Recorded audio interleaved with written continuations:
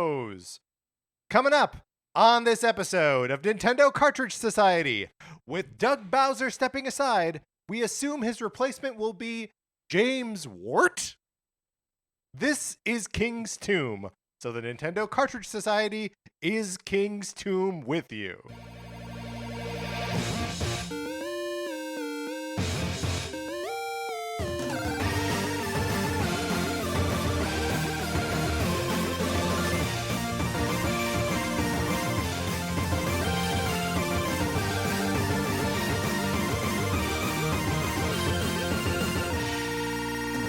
Welcome to Nintendo Cartridge Society. My name is Patrick Ellers, and I am joined, as I am always joined, by my co-host, Mark Mitchell. We've got a good show for you today. We're going to be talking about the news from the week, including Doug Bowser retiring from his position as Nintendo of America president. And then on Thursday, we are talking about the evolution of the Mario canon. But Mark, in the meantime, how's it going? It's going great. I've been watching, or really checking in on my neighbor's Totoro? Yeah.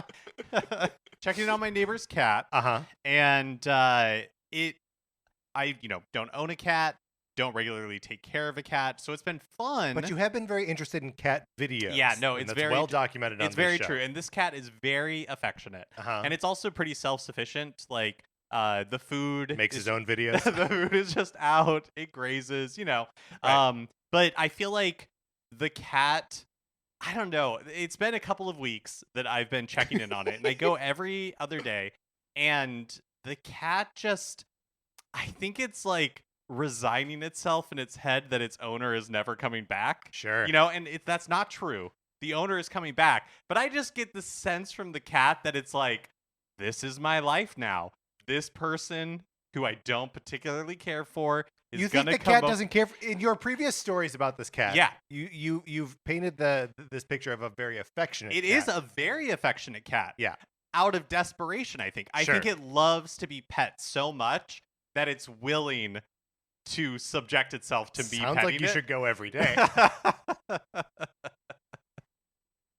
I don't want to should you on this, but like maybe you should see the cat every day. Yeah, I mean, I'm not trying to build that great of a relationship with it. I understand. Like yes, right. time with the cat ends later this week, and then somebody else is taking over for the next couple of weeks. That's right.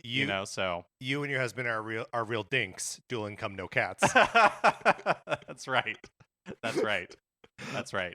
Yeah. No, I can respect that. Every time I've taken care of a cat, first of all, I'm allergic to cats, so like I walk in and there's a countdown timer for how long I can be in there.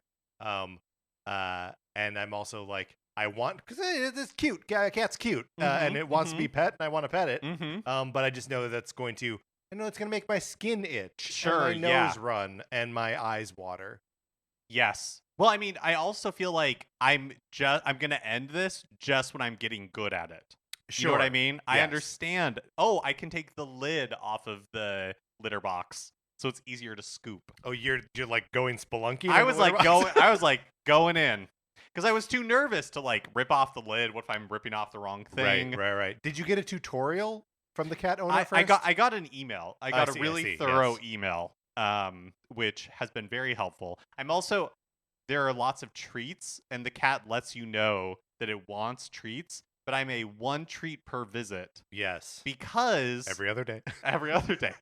Because I don't want to like give the cat too many treats. You don't want her to come home to a Garfield. I don't want her to come home to a Garfield. The cat is not a Garfield. God bless Garfield, but of course, this cat is not Garfield. God bless Garfield and Death to Mondays. If you would like to help support us, you can head on over to patreon.com/Nintendo Cartridge Society, where if you are supporting us at the 8 or 16-bit levels, you get access to our once-a-month episodes, like we are currently doing NCS at the movies. We just put out an episode with our good friend Jeremy Schmidt about the movie One Battle After Another, a phenomenal movie. Yeah, absolutely. And that was a really fun conversation. We also made some other kind of like changes. So anybody who is following us for free or at any level, now has access to NCS Detective Club, which was the first miniseries that we did.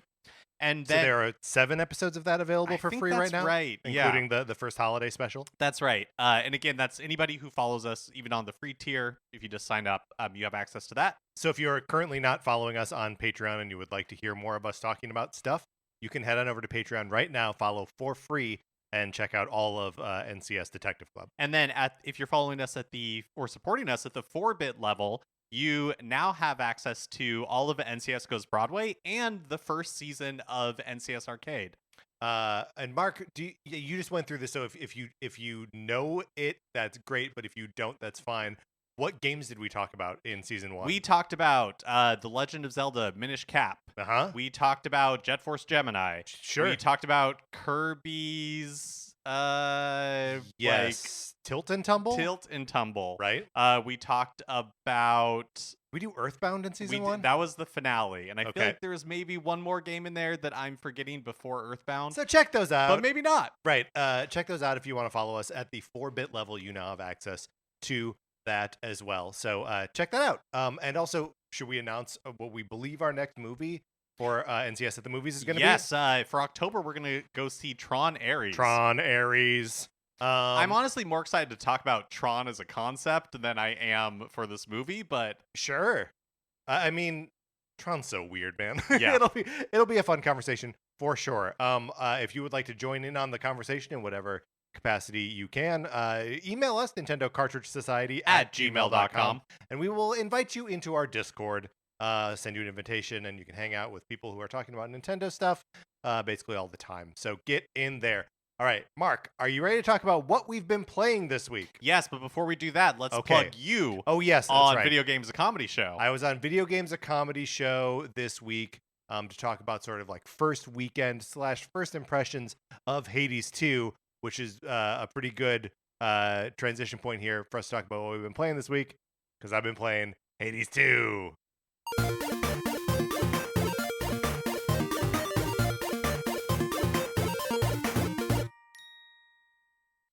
And Jeremy and I go into it in some depth on that episode of Video Games Comedy Show, but I'll talk about some of it here. Mark, I had you over to the house on Sunday, and I got to like demo a little bit of Hades 2 for you. Were there what kinds of like questions did you have going into that like we were sort of able to answer there? Or what kind of questions do you still have? Yeah, I think what was really interesting to see was I understood that it was a roguelike and that you were encountering different, mythical gods and stuff like that. But I didn't understand what a run or like what a loop of the game really entails. Yeah, what it really entailed. Yeah, and I didn't get to demo a full run for you, but you saw like a couple of like the interconnected rooms. I don't think I got to a boss in that time, that limited time that we were playing. But like at the end of a series of like combat room encounters, and they start to like get mixed up as you go, where like sometimes there'll be a different like creature or character that you encounter in these rooms, and that'll be a different thing that happens there. Like there's this character Nemesis who hangs out at your base camp, who is like going on her own sort of like solo missions through the underworld. And sometimes you'll encounter her, and sometimes she just sort of negs you. Sometimes she offers you like a weird trade. Sometimes you run into Arachne, who is like a human or something turned into a spider, and she makes armor for you. But that's all very cool. And just like stuff like that. That there are just all these different things that you can encounter along the way. And then at the end of each chunk of the underworld, there is a boss to fight. Previously in Hades 1, there are 4 like chunks to the underworld, and I assume that's the same thing here. And I've only to this point gotten into the third chunk, the third area. The second area is Oceania. It takes place like under the oceans, and it's like there's this amazing difficulty spike that happens as soon as you get into the second area. And I've only beaten it once. It ends with like the sirens and a sea monster like rocking out, playing a song together. It's really funny. One of the sirens is behind a drum set. Another one is like running around with an electric guitar. It's very cool and very irreverent and fun. Um, but yeah, I'm just having a blast. And the one time I beat the sirens, I was like physically pumping my fist in the air, like could not control my excitement. Um, I'm loving Hades 2, and it's hitting all of the same kind of like pleasure center areas as Hades 1. So that is my other question, was the closest that I can relate, kind of like your experience playing Hades 1 2 was when I played Fallout 3 for the first time, and I put like 100 hours to that game. Right. And then a year later, Fallout New Vegas came out, and I was so excited for it. I started it, and I maybe got like an hour in and just felt like I can't do this again. I can't. That you were like, I put just did so this. many Yeah. hours into this experience again. And it's been a little bit longer, since Hades was released, for Hades 2 to come out. Yeah, it's about 5 years. But I'm wondering, like, are you feeling any of that, or do you feel just as like sucked in as you did with Hades? So here's the thing. I Hades is so rewarding constantly, right? That you are always getting things that will affect your permanent upgrades. So that like your biggest upgrades come during a run and like the boons that you earn at the end of each room.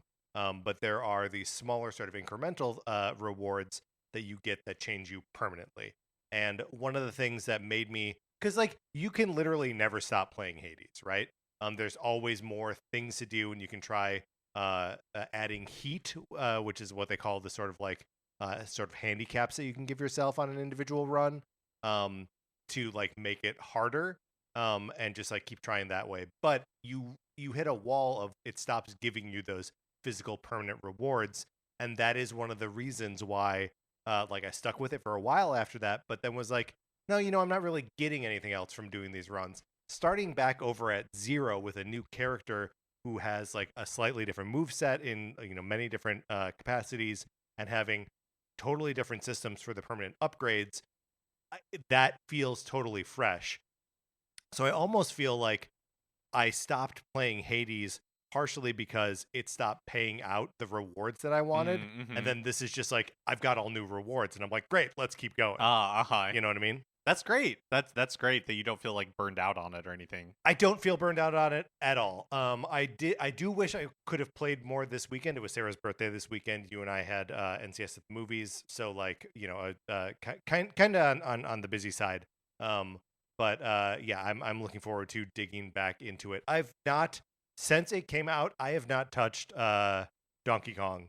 Emerald Rush, which I was really, really digging before. It's a lot of the same, like Hades 2 is activating a lot of the same pleasure centers, and I'm also kind of relieved to be like maybe I'll go back to it at some point, back to Bonanza at some point, but like it's time for me to move on from Bonanza. When you were talking, I haven't played Bonanza either recently, but when you were talking about that, in my head I had this visceral feeling of like Donkey Kong breaking one of the fossils to unlock like a perk in Emerald Rush, and it was such a weird sensation because it like kind of triggered the pleasure center in my brain just like thinking about it. But and then just seeing your 3 possible rewards and being like, ooh, which one of these should I take? Yeah. But no, I haven't been playing that. I've been making my way through Dragon Quest 3 HD 2D, just kind of like plugging away at that. A few more hours in, and honestly, some of the complaints that I had last week, now that I'm a little further into it, I feel less like complaining about. Like, interesting. For mostly, like, I was kind of harping on the music and the loops being really short and there not being that much of it, and it is true. But like all of that is still true, I think. But it does have some very, I think, pretty arrangements. Like if you go into a town at night, it has a different arrangement than during the day, and the town music is like, I think, really beautiful. So yeah, I don't know. There's a lot to like in it, but it does make me feel like I don't need to buy 1 and 2 HD 2D when those come out. And but it is also making me look forward to 7, the remake of 7, a little bit more, because I do miss the grander story moments and the relationships between your party and like all of those little vignettes. It exists kind of in 3, but not to the degree that I want my like Dragon Quest experience to have. You know what I mean? Yeah, totally. Because especially something like 11 S Echoes of an Elusive.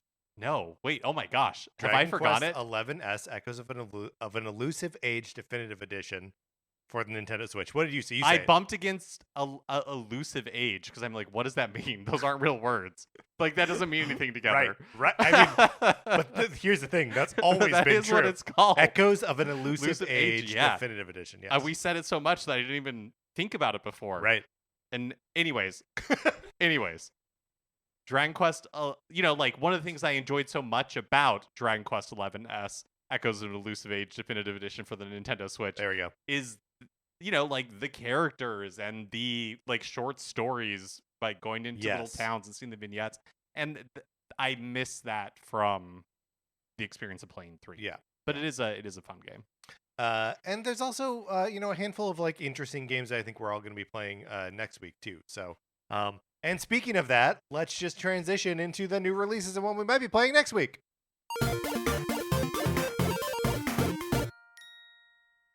Well, we'll start by taking a pit stop at Nintendo Music. Yep. Checking in on Princess Peach Showtime is the soundtrack of choice this week. Very interesting. Yes. That's one of the newer games that's like on this list, right? Yeah, I mean, just a couple of years old. 23, is that right? No, I No, think 24. I think 24. Right, like March of 24. Uh-huh. Right. And that's all we have to say about Princess Peach Showtime. Honestly, I'm trying to remember Princess Peach Showtime. Was there different music for like you're doing something as a chef? Probably. You're doing I'm sure each like transformation had its own costume song. change. Is that what they were called? Played that whole game. Played the whole game. Yeah. And then today, September 30th, Final Fantasy Tactics: The Ivalice Chronicles is released on Switch and Switch 2. On Switch 2, it's code in box. Not even a game key card. No, just like straight up code in box. Code in the box. Throwback. And then which is kind of like just buy it digitally. Well, also you could buy the Switch version because this has a free Switch 2 upgrade download.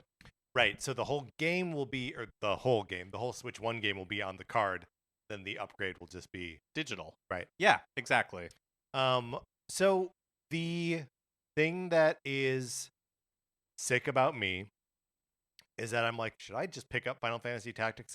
It can be my like relaxing game between intense Hades 2 runs. Oh, sure, yeah. But then I searched for Final Fantasy on the eShop because I wanted to get to Tactics. First of all, it's $50, which is pretty expensive for a Final Fantasy remake game. But in so doing, it brought up all the other Final Fantasy games that are available on Switch, which, by the way, are all games that I've purchased. Like literally all of them? 1 through 6, the Pixel remasters. Yeah, Bought those all. 7, 8, 9, 10, 10, 2. Okay, that was going to be my question. And 12. Oh, very good. So I played all the way through 4. I've played the first couple hours of 7 and 9. End of list of games I engaged with. Does this mean that you feel more obligated to pick up Tactics because you want to? Because I need to complete the circuit. But I mean, you don't have Crystal Chronicles in there, so you're fine. The circle's already broken. Yeah, you're right. So whatever you do is fine. Whatever I do is fine. Of course, which is always true. It's something that we preach on the show. Yeah. But no, it made me think like, if I want a Final Fantasy game to be my like cooldown whatever, I can just play one of the ones that I have and wait for Ivalice Chronicles to go on sale, which it inevitably will. Yeah, no, that's definitely true. Like, hey, maybe you can finally play 12. I think you would like 12. You think I would like 12? Yeah. All right, that's interesting. When I brought this up on Jeremy's show, he said 8. He said play 8. Oh, yeah, that's an interesting answer. It is a choice. I've never played 10-2 at all. I haven't either. So I mean, I haven't played 8 for so long at this point. Right. Yeah. But anyway, I got a lot of options So I don't believe that I will be picking up Final Fantasy Tactics, the Evilise Chronicles. Now I will pick it up. At some wish point. list it. Yeah. Well, I'm going to be doing something similar on Thursday, but first let's check in on Wednesday, October 1st, with Lego Game Boy. Yeah. So the it looked like Amazon was like breaking the street date on it somehow. I feel like there were pallets of this at Costco or something. I don't know. Totally bizarre. Yeah. But also like Lego set release dates and video game release dates, they don't feel like they're in the same category, right? Like you have to assume that Lego street dates are being broken all the time. You would think so, but I wonder if we're just not in on the Lego collecting. And I mean, let me dispel this for you. We're not. And so street dates are probably super important because maybe. But I don't know. Yeah, seemingly just pallets of Lego Game Boy are just everywhere. Right. I tripped over one on my way to your house. I wondered what that was.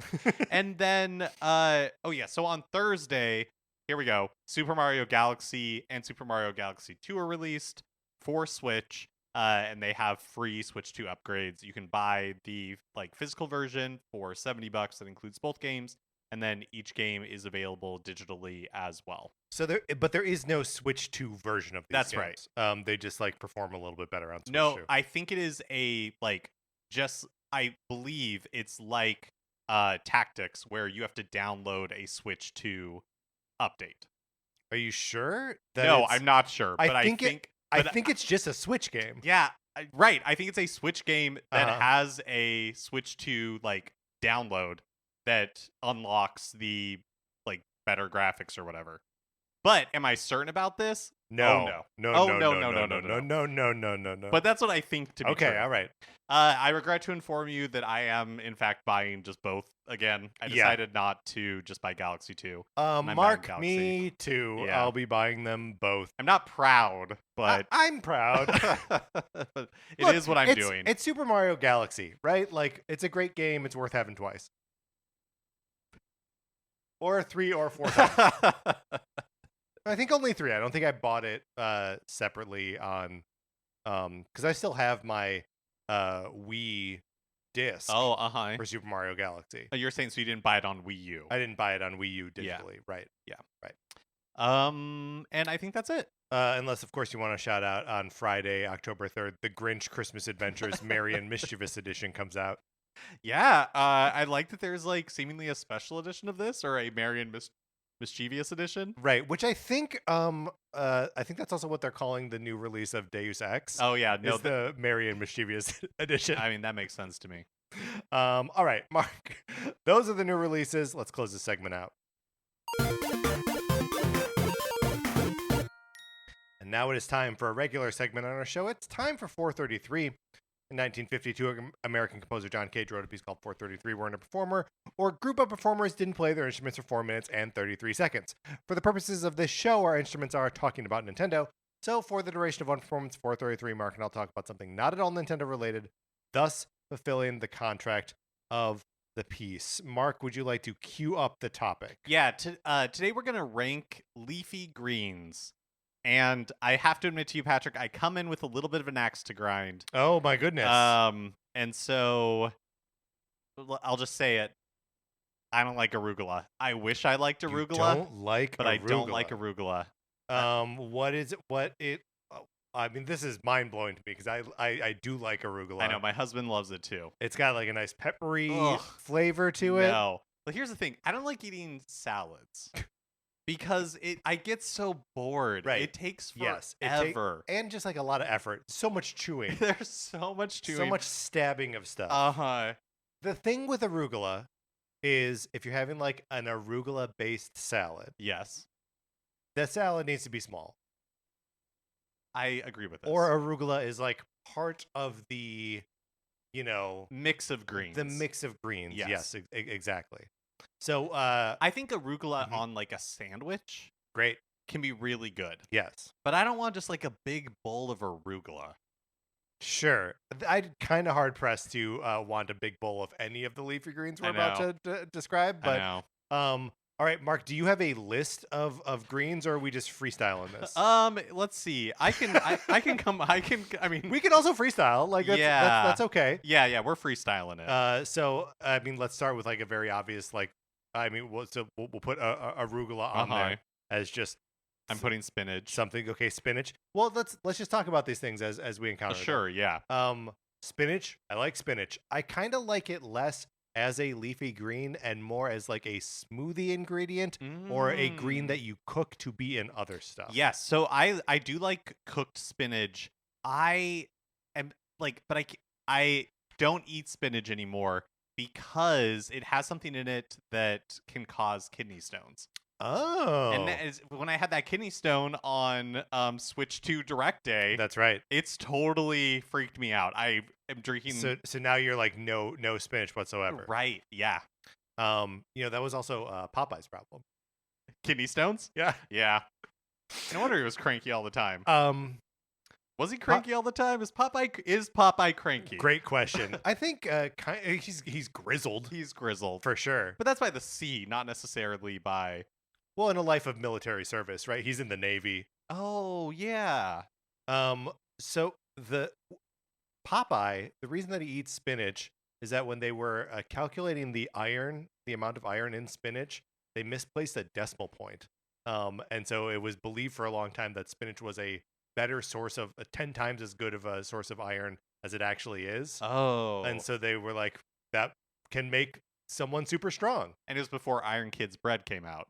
Yeah, well, it was certainly before Iron Kids bread came out. Because otherwise, I mean, Popeyes would just eat Iron Kids bread. Otherwise, Popeyes would be everywhere. I love that you just introduced Iron Kids bread as though that is a constant, universal, and everyone knows what it is.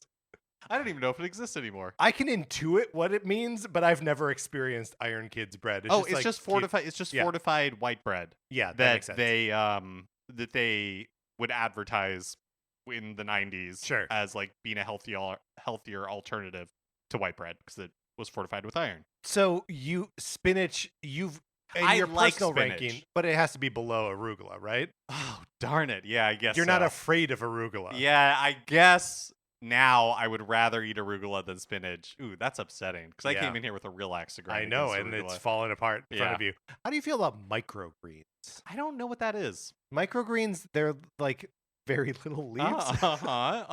You will see them sometimes on like sandwiches. Okay. And like, but not like sprouts. We're not talking sprouts. It's not like sprouts, but like it's closer to like an alfalfa almost. Okay. Where you know that you are biting through many discrete leaves at once. Interesting. I like the experience of eating microgreens. I think it's very good on. You put microgreens on top of like an avocado toast, and like you've got like a whole thing going on. Is microgreens your number one? What's your number one leafy green? Because we're not going to really get around to ranking them. No, we have 20 seconds left. Yeah, I mean. No, I don't know. Probably arugula is my number one. Also, just like a mixed greens. Like that's really what I want. Yeah, as long as it doesn't have spinach in it, as long as it doesn't have arugula, as long as it doesn't have cilantro, then I'm good. I mean, I like cilantro, but does one consider cilantro a leafy green? They put it in some of those like mixes. Yeah, sure, but it's an herb, right? Sure, yeah. All right, we did a really poor job of ranking these. But we talked about a bunch of them, we talked about like 2. You didn't even really get to grind your axe. We talked more about Popeye. I got my point across. We did anything I got else. my point across. All right, Mark's vindicated. Okay, we were accompanied today by a timer on my phone. Mark, let's get into the news.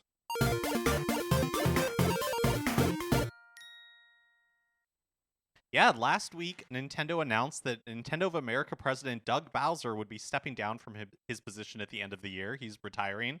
And Bowser has been in this position since April 2019. So not a super long tenure, and has basically just been presiding over the Switch era. Obviously was around through the transition here into the Switch 2. But I guess we can talk a little bit more about like what his legacy is, if anything. As we like pound through the rest of these. Sure, yeah. So Bowser will be replaced by the 19-year Nintendo of America veteran Devon Pritchard, who was most recently Executive Vice President of Revenue, Marketing, and Consumer Experience.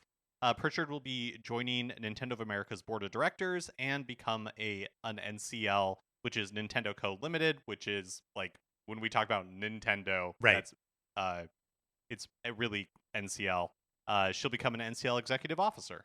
And she in like the statement about all of this, like spoke highly of Doug Bowser as like a mentor. So it seems like this is something that has been in the works for a while. And since the transition isn't happening until the end of the year, I'm sure she'll be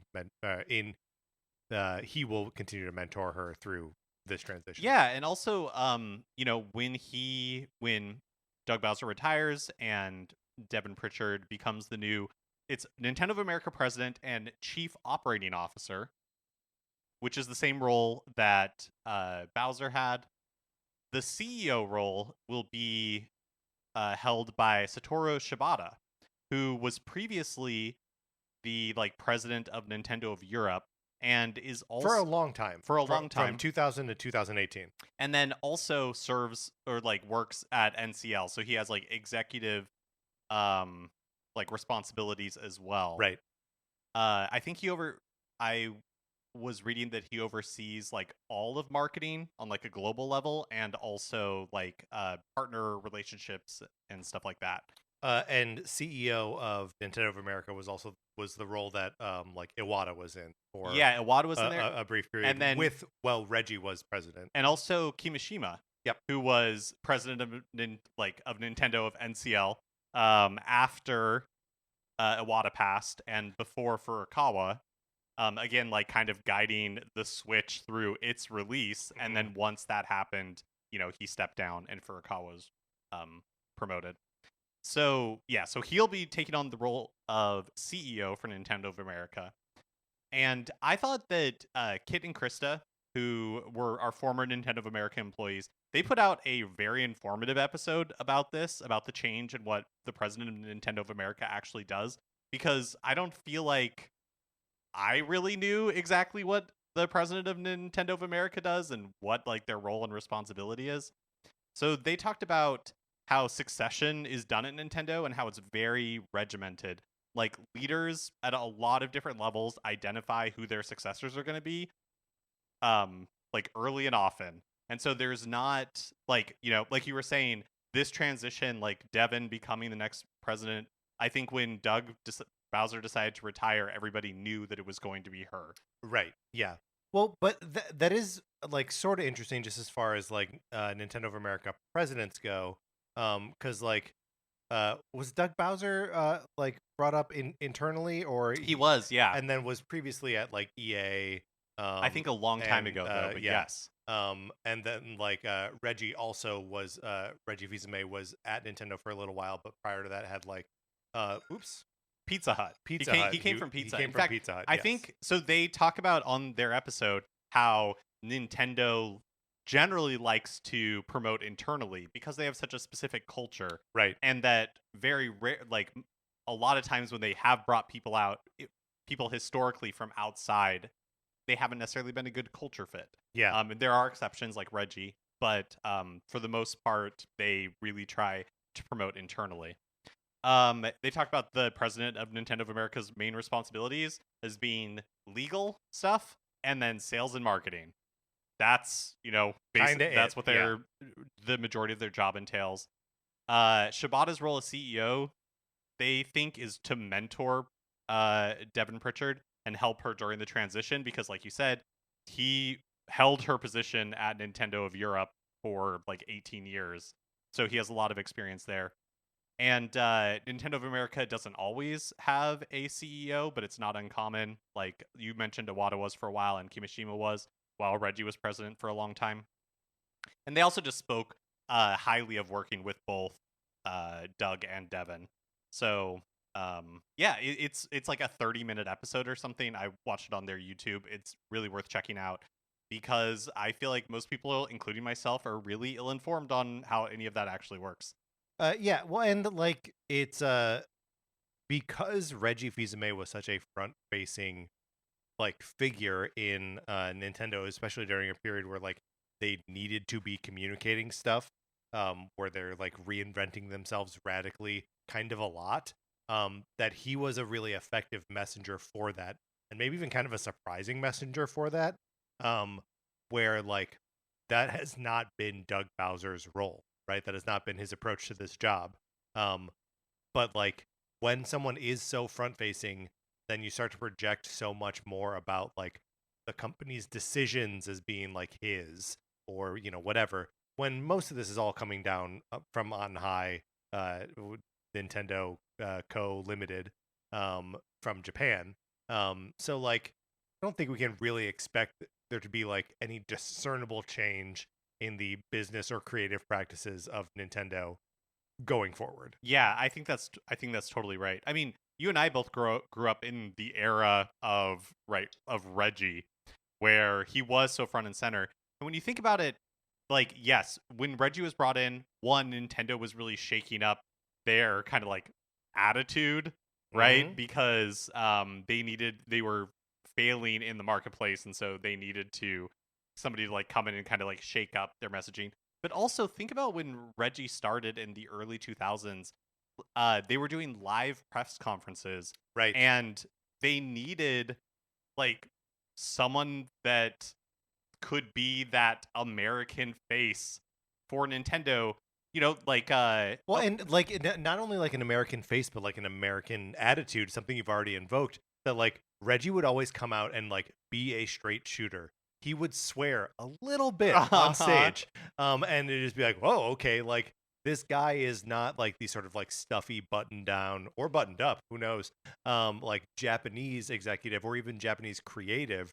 Like this is a guy that Americans can be like, I understand this guy Well, I also think there's just it's and very trust him. also just like practically they were doing live press conferences, Right. and of course both Iwata and Miyamoto and the other people from like Nintendo in Japan, it's not that they couldn't speak English, but they chose not to. A lot of the time their remarks Right. would usually be pretty brief, and Reggie would present most of like their E3 press conferences and stuff like Yeah. that.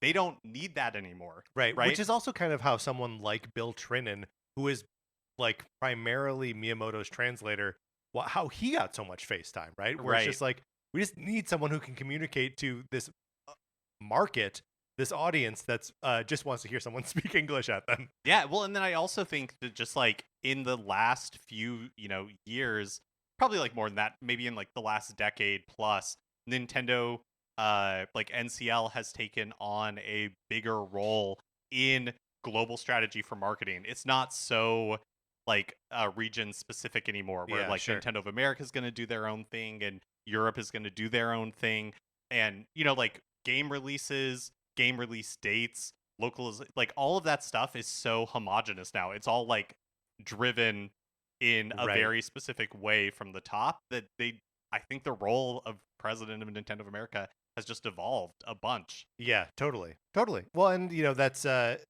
like the role morphing to fit the talents of the person inhabiting it, right?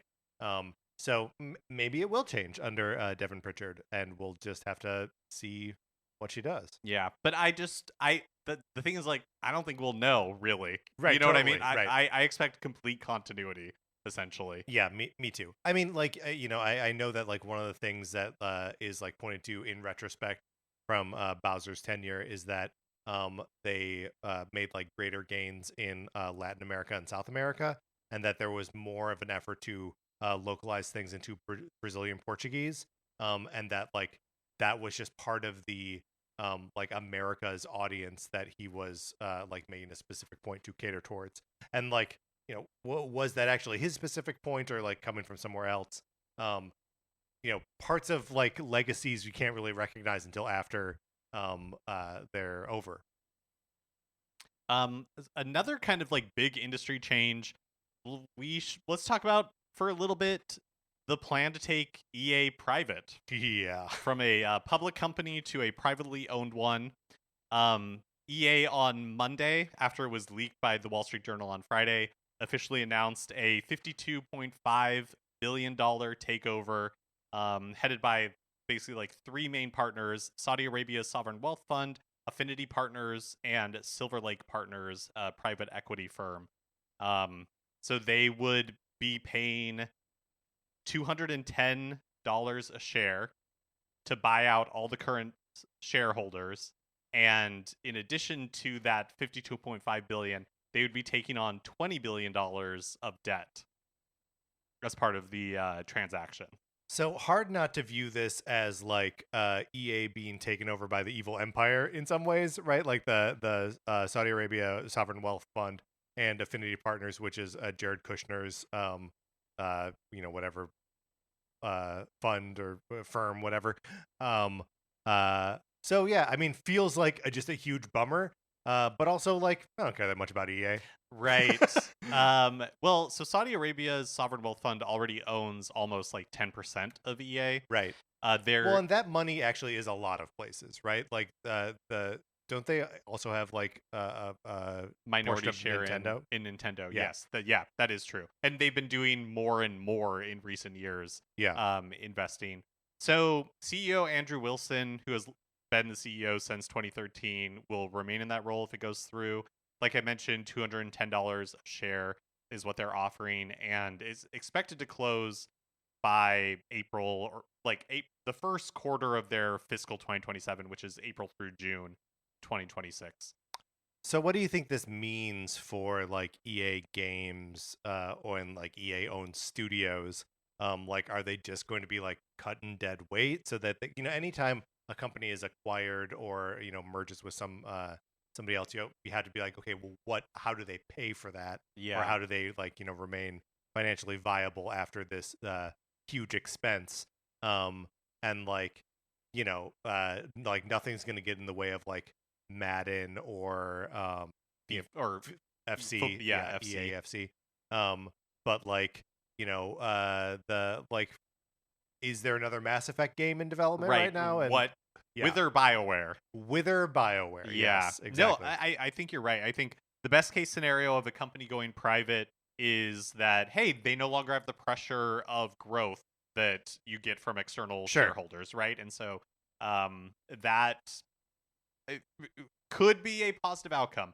The fact that they're taking on like $20 billion worth of debt, it reminds me of the like Warner Brothers Discovery and merger or acquisition. And then when that happened, they had like a ton of debt.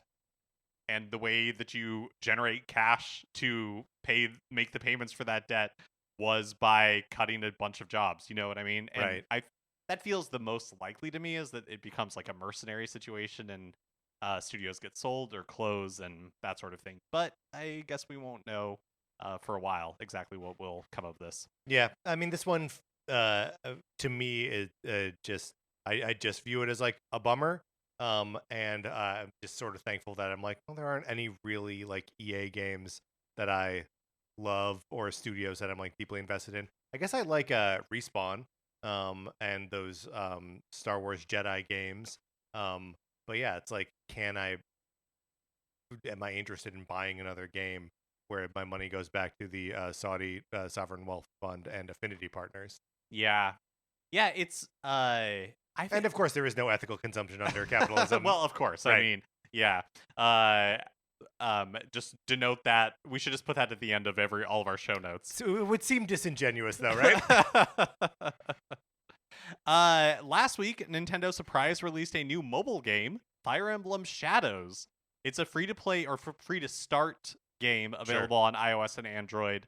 What a surprise! Nintendo still making mobile games. Still partnering with DNA on new mobile games. Makes sense to me that, I mean, this was a total surprise, but makes sense to me that it is Fire Emblem, because Fire Emblem Heroes has been the one unquestionable like success that they had in mobile. Yeah.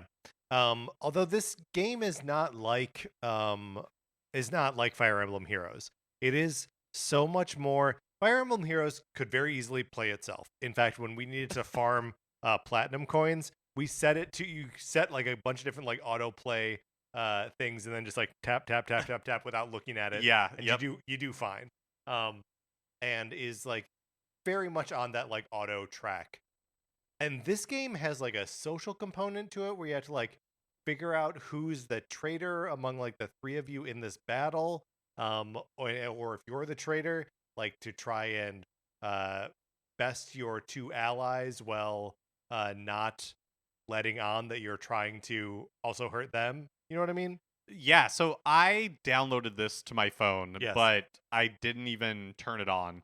But it is like the premise is intriguing. Sure. Like you said, there's three allies participating in a battle, and it's not clear to me like can the allies be computer controlled or Also unclear to me. yeah. I played this for a little bit, but never got to a point where it seemed like it was connecting me with other people or anything like that. Okay, so yeah, so one of three allies, I'm just reading from the official Yep. description. One of three allies participating in each battle is secretly a treacherous disciple of Shadow. Disciple of Shadow. Players choose to take on the role of either a disciple of light, aiming to find their way through the labyrinth, or a disciple of shadow. After the initial battle, players vote to determine who they believe is the treacherous disciple of shadow. The outcome of the vote affects whether the next battle is more favorable or more challenging. It's an interesting idea. Yeah, I mean it's a little bit like a werewolf meets Fire Emblem. Right. Yeah. Yeah. So hey, Nintendo can still surprise us with like mobile games, kind of just dropping out of nowhere. Yeah, they sure can surprise us that way. It is odd that like this was dropped with like very little fanfare. It was noted on Nintendo Today, but like, and like a trailer video as well. But like no other real like, there's no like publicity push behind this thing, which I guess like is fine, and like mobile games can just sort of quietly live forever. So and people just find their way to free games. But yeah, just a very weird thing that's still happening, I guess. Yeah, another like one of the things that I find most interesting about it that is completely unknowable is the genesis of it. How did this game come to be? Why Right. did this game come to be? Right. That's kind of more interesting to me than the experience itself. Also, here's a Fire Emblem game here at the end of 2025. We're gonna get another one in 2026 on Switch 2, where it's just like, oh yeah, every now and then Nintendo's like, release the Fire Emblem valve, and they just come pouring out. Mario Kart World received a big update last week in the form of version 1.3.0. There are a bunch of tweaks and new options, especially around playing online. But here are some of the bigger features. So in free roam, locations of P-switches and Peach medallions you've obtained will appear on your map, and you can use the P-switches that are on your map to fast travel to that area. So very cool, and like a way to keep track of the things you've already accomplished. I know like there are many resources online to find the locations of all the P switches. One of the reasons why I was like I'm never going to end up doing that is that I don't know what I've done and what I haven't what I haven't. But now I do. I can see all of the Peach medallions. I can see all the P switches. This is the kind of stuff that I wish was in there from the beginning and would make the sort of like checklisty nature of like what the game could be a little bit more appealing and like more fun to interact with. I'm glad they're doing it now. I feel it's going to be like too late for a lot of people, but also like who knows? We're so early in the Switch 2's life cycle that like the majority of people who buy the system and therefore buy Mario Kart World haven't done that yet. Yeah. So I'm happy those people will get this version of free roam to run around in. Friend of the show, Drew Mackey in the Discord, posed a question. He was saying that he basically hasn't picked up Mario Kart World since Bonanza came out, and I'm in the same boat. Right. And he was just wondering like if anybody had any thoughts on why it wasn't sticky in the same way that Bonanza was for him. And speaking for myself, there's something about the kind of like the way that they chose in Mario Kart World to have it just be totally mysterious where P switches are for you that you haven't unlocked yet, that for me is completely demotivating, and I can't even really explain why. But versus something like Donkey Kong Bonanza, where they're very explicit, like there are this many like bananas in this layer for you to get, and you can buy their location on a map too. Like that, Donkey Kong Bonanza is about collecting those things, and Mario Kart World is not about collecting P-switches or Peach medallions. They are there for you to encounter and enjoy, but they're not there for you to collect, right? Like, it was only with like the last update that they even like just changed the color of the numbers when you collected them all. Right. Even in something like this where it's showing you the location of the ones that you've collected, there's no like acknowledgement that you collected all of them in a single area or anything like that. That like they must intentionally so be like anti-rewarding you for collecting these things, because I don't think that's how they think of it. Yeah, no, I think you're right. I also wish that there was a way to like put a pin in the map or something to be like, Totally. here's a piece which I tried a couple of times, I failed, but I want to get back to it and I want to remember where it was. But hey, who knows? Maybe they will do that in an update in the future. I mean, I wish that they would just do like that there was a difference between like free roam and adventure mode, right? And that adventure like treated it all like collectibles, and free roam was just like, no, you can like clear them, but like we won't even change the color from blue to gray. That like that truly is just free roam. You experience the wonder of that world and have fun. And then like an adventure mode that's just slightly different, Right, yeah. where it's like, yes, you collect these things, and There's a checklist. there's a checklist, and there's like a change of some kind that happens when you get all of them in an area or something. Yeah, you know? that's interesting. Also, in free roam, as part of the update, it's easier / more frequent for you to encounter UFOs, and you can use the UFO to abduct enemies that you can then transform into and unlock them as playable characters. Yes. So prior to this, the only way to get the enemy characters would be to have Kamek turn you or one of the other players into that enemy. So like the only way to get like that dry fish or whatever it's called. Is that what it's called? Dry fish? Whatever. The bonefish would be to have Kamek turn you into a bonefish. Now, if you go into free roam, you can encounter the UFO, go out to where there are bonefish, abduct them, become the bonefish, and then unlock it that way. Got it. So, one Sarah very early on was like, "I'm going to unlock all these costumes." And she did, like within the first weekend, basically. But then there were all of these like little enemy characters that she was like, "I don't like. There's no way to like force this game to do that." But now there sort of is. So that's good at least. And then the last change we want to call out here is they further increase the frequency of lap type courses appearing in the selection when choosing the next course in a versus race. Right. So the lap version versus the like starts with a big straightaway, the intermission parts. Still not allowing you just to say like I only want to do lap races, or like just let me choose lap races. It's just more frequent that you will encounter them. Yeah, and with every update they seem to tweak this more and more. So just like a little bit more each time. Again, like why, and a lot of the other options that we're not or features that we're not calling out here are about like how you set up rooms with people and like the different options you have in that. So it does seem like they are trying to give the player more control over how they experience this game, and just it's either that or giving people like the things that fans are asking for, which is it's interesting to see Nintendo respond like this. But I think it's all good news. Yeah. And also just seems to point to this game is going to get a lot of updates. Yeah, a lot of updates, but I'm not convinced new characters, new outfits, new tracks. No, I agree with you there.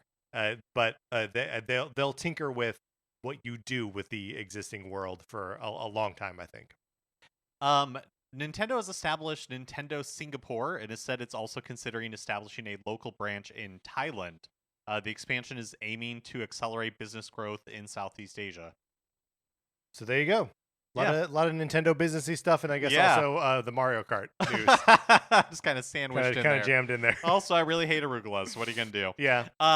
With the announcement of that Resident Evil Requiem comes out on Switch 2 day and date with other platforms, of course on Pokemon Day, February 27th, 2026.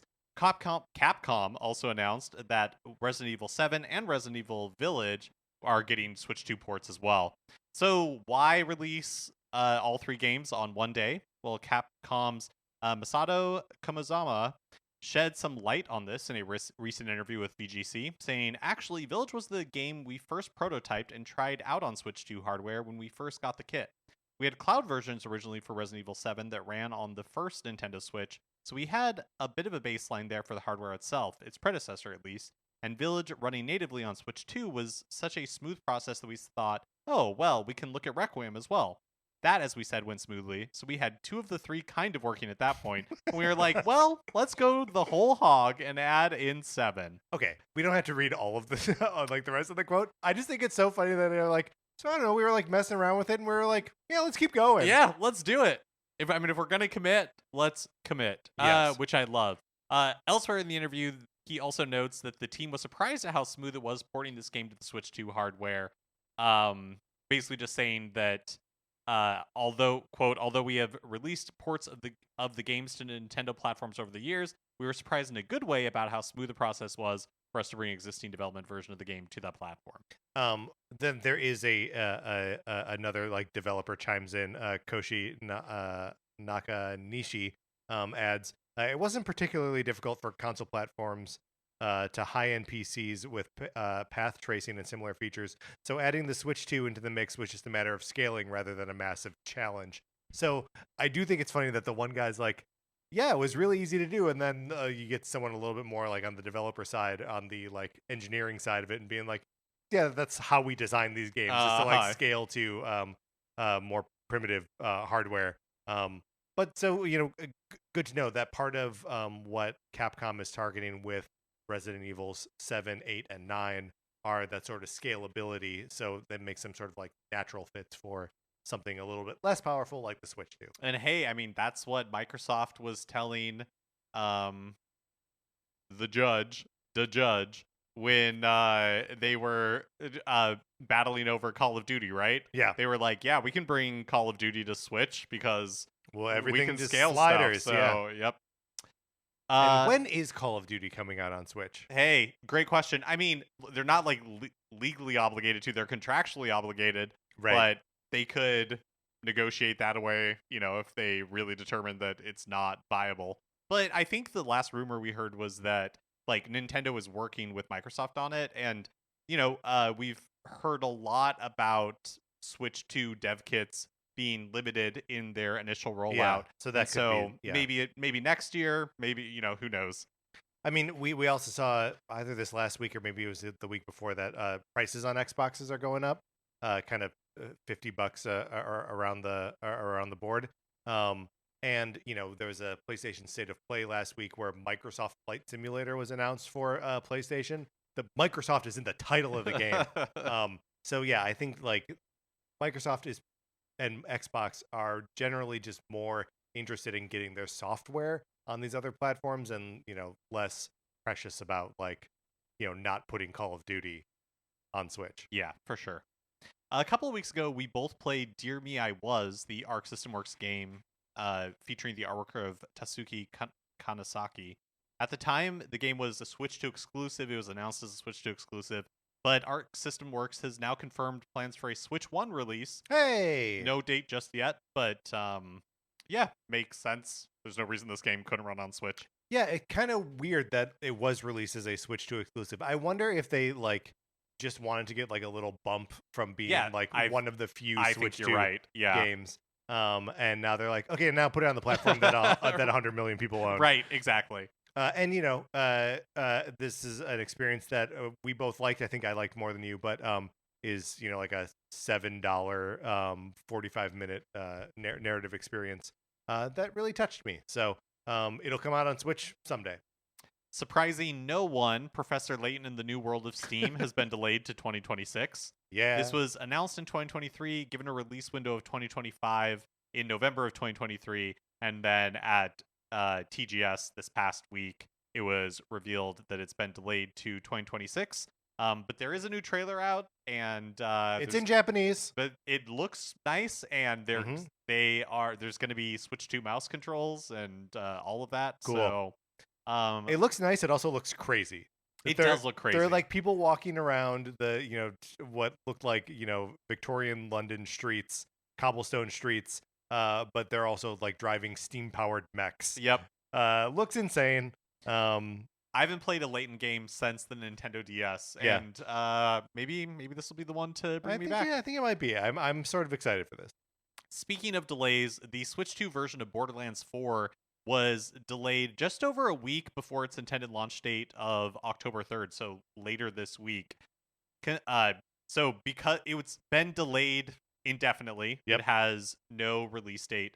So that does mean that if you pre-ordered it digitally, they've canceled your pre-order. Which is like Nintendo eShop like standard. Those are like the rules of the platform. But yeah, kind of. I mean, it must have been in really rough shape. And like sort of famously, Borderlands 4 didn't launch in the best shape on like other platforms. But like it must have really been looking bad. I wonder. I wonder if it became like all I don't know the porting situation. I don't know if like Sure. who's handling that. I don't know if it became like an all hands on deck situation to push updates for Borderlands 4. It reviewed really well. It has sold like well in its initial launch. And so I think their number one priority was getting that working well. Also, they mentioned that they want to make sure that they're supporting cross saves as part of like before Switch 2 version launches. So see, I don't know how much that like I was unclear as to how much that like cross save thing was like another thing that they're working on. They were like trying to tie to like it's important that we have this feature for the Switch 2 version. If that is like really born out of like we need those things together, or if it's just like that's the next milestone. By then, maybe we'll have the Switch 2 version figured out. Yeah, I think that could totally be the case. And yeah, to your point that like Borderlands 4 is pretty well reviewed. The like by all accounts, it runs well on high end hardware, right? And on like PlayStation 5 Pro, like runs pretty well, and good PCs runs pretty well. It's just that like scalability that it's not really scaling in the way that you would hope. Yeah. In an interview with Retro Gamer last week, Take Oedon, Elite Beat Agents. Oh, here we go. All right. You got it. Yeah. All right. In an interview with Retro Gamer last week, the character designer and planner of Osu Tatake Oedon, also known as Elite Beat Agents, that person is named Atsushi Saito, mentioned that they had been developing a 3DS sequel to the niche rhythm game before it was scrapped. Saying, I thought it was a good game with the cheer squad popping out in 3D and a new rhythm gameplay system, but various things happened and it never made it to release. Which, we talked about Elite Beat Agents on an episode of NCS Arcade. We both really had fun with that game and always like kind of wanted to see it revisited in some way. I guess sort of fun to find out that they were revisiting, but nothing ever came of it. Finally, a Splatfest has been announced for Splatoon 3 for the weekend of October 25th. It is, of course, Splatoween, so the theme is spooky. It's a rerun of a 2023 event asking, which of the following would you most like to befriend? A zombie, a skeleton, or a ghost? So now, of course, and I don't remember if we posed this question to each other last time. I don't remember either, but we're such different people than we were in 2023. Hey, that's true. Yeah. So which would you rather befriend? A zombie, a skeleton, or a ghost? Now, Sarah and I recently purchased a house, and the previous owner of the house did die in it. So we do believe that Ethel's ghost haunts the house that we that we purchased. So I think I have to go with ghost. Yeah, that seems safest for you. That seems safest for me, and I don't look. You don't want to be enemies with a ghost. Nope. So you may as well be friends. Yeah, especially if it's like a friendly ghost situation. Yeah. Okay, even if it's a not friendly ghost, if it's like Beetlejuice, I'd rather he be my friend. Yeah, that's true. That's true. Than my enemy? No, you're right. You're right. I would rather have the animated series Beetlejuice relationship with him than the movie. Sure. And I won't say it a third time. Now, it seems to me that a plus side of a skeleton is that they probably wouldn't talk and may not even move, right? No, I think it means like an animated skeleton. An animated right? skeleton. You think it is like literally just a skeleton? No. I think it could or be the skeleton in your body. I think it could be an alive skeleton, but it just wouldn't talk. I don't know. Maybe that would be frustrating because it'd be like pointing at things, trying to like intimate what it wants you to do, and you're trying to figure it out. You're like, I don't know. You're pointing to the peanut butter? Is that because you want it, or now, you why don't do you want think it? it can't talk? Well, how would it be able to? How is it able to move? How does it see? How can it hear? do you get what I'm saying? I do get what you're saying. I still don't think it answers my question, but I get what you're saying. I'd say Ghost. Okay, yeah. Okay, so we're both going to befriend ghosts. Yeah. All right, Mark, let's get out of the news. All right, that is going to do it for this episode of Nintendo Cartridge Society. Join our Discord if you have not. Email us. We will send you an invitation. Anthony DeLuca made our logo. Our theme music is provided by 8-Bit Betty. You can get more of his music by going to 8bitbetty.com or by listening right now. For my co-host, Mark Mitchell, this is Patrick Eller saying thank you for listening.